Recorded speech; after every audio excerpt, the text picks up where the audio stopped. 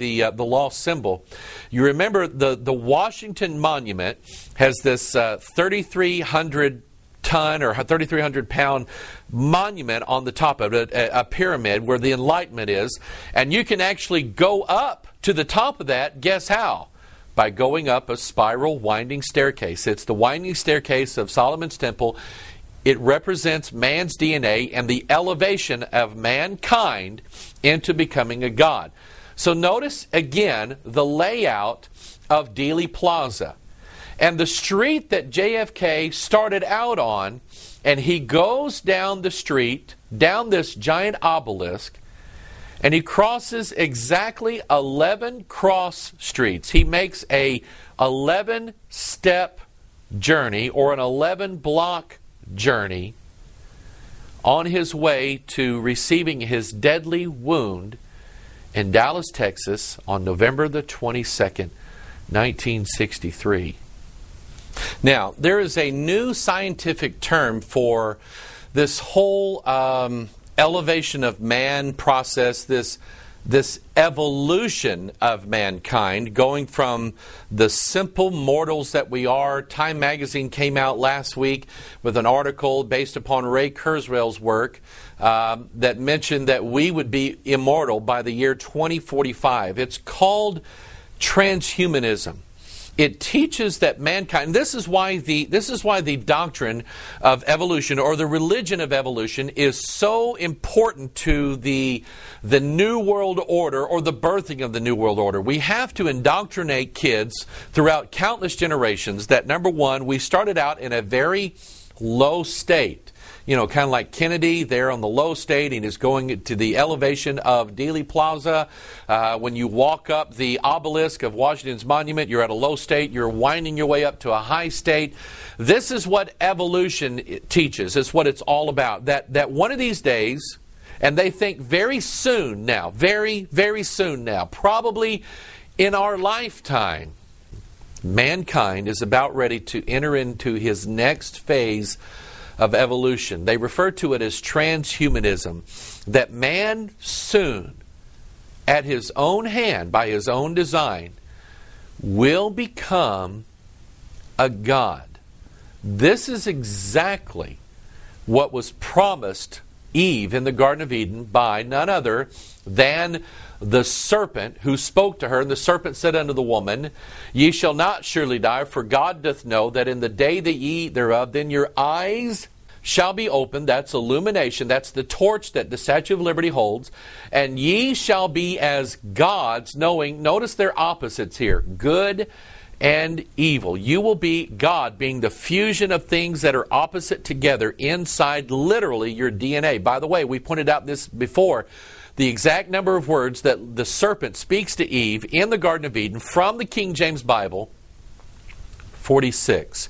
The Statue of Liberty representing, the 46-meter tall Statue of Liberty representing those 46 words, targeting mankind's DNA.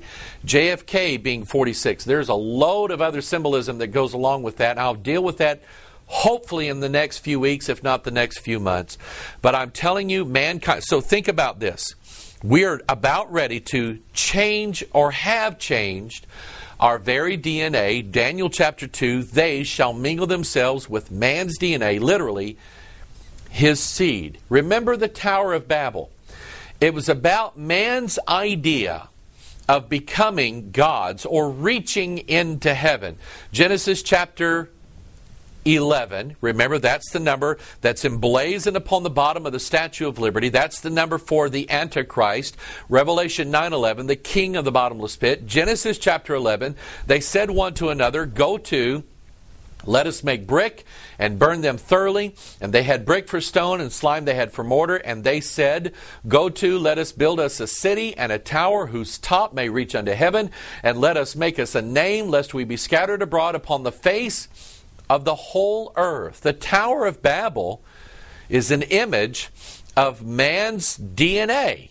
The exact number of words that they speak in Genesis 11 verses 3 and 4, 46 words precisely. It's about elevating man to godhood. Now notice they said, let us make the brick. Now bricks are made out of clay, dirt. That's what human beings are made out of.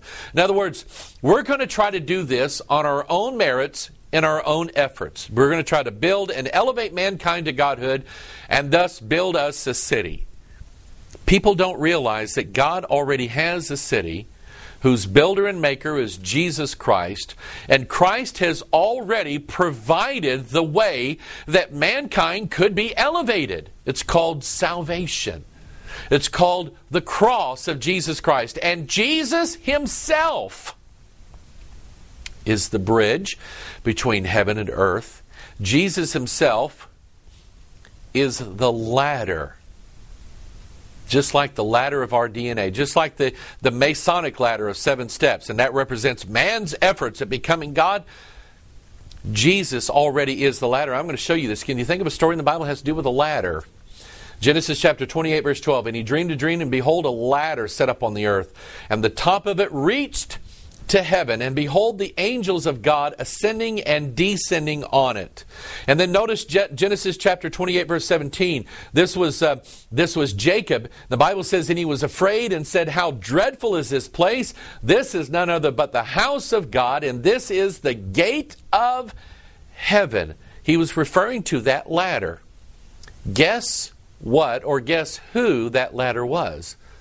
That ladder was the Son of Man, Jesus Christ. John chapter 1, verse 51, and He saith unto him, verily, verily, I say unto you, hereafter ye shall see heaven open, and the angels of God ascending and descending upon the Son of Man.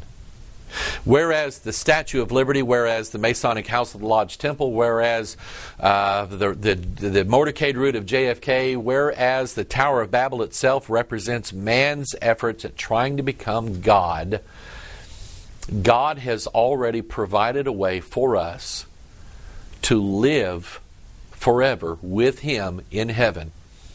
And that way was not by Mystery Babylon the Great. It's not through the mystery religions. It's not through the efforts, the vain efforts. Unless the Lord builds the house, they labor in vain who build it, the Bible says.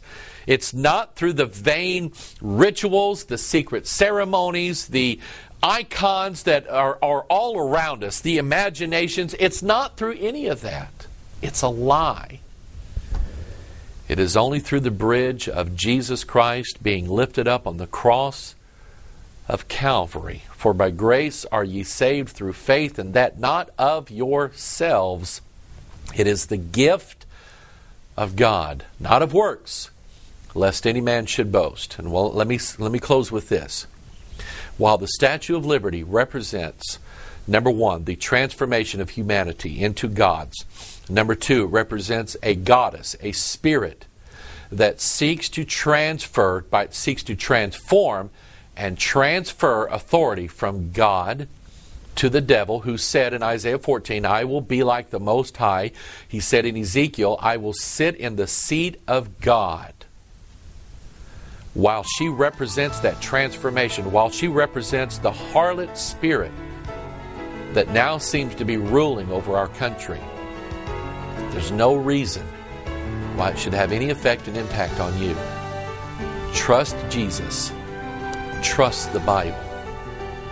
God Himself has a city, and instead of us going up to it, the book of Revelation 21 and 22 says that city comes down from heaven to earth. God Himself bridges the gap. Trust God always. This is Pastor Mike. I love you. God bless you. Hope you've enjoyed this. We'll see you the next time. Bye-bye.